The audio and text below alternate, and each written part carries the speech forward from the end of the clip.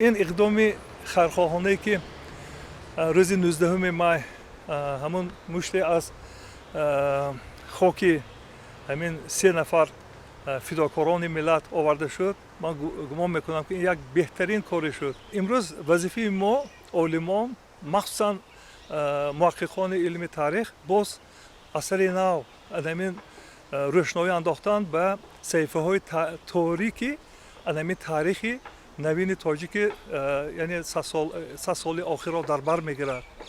از زمانی که تاجیکستان پیدا شد البته در زمان شوروی هم و امروز هم مخصوصا دوران استقلالیت هر یک کارنامه آنها، هر یک صحیفه هایی که برای ما ناروشن است، برای مخصوصا جوانان، برای طالبان، ما باید آن را گشوده دهیم.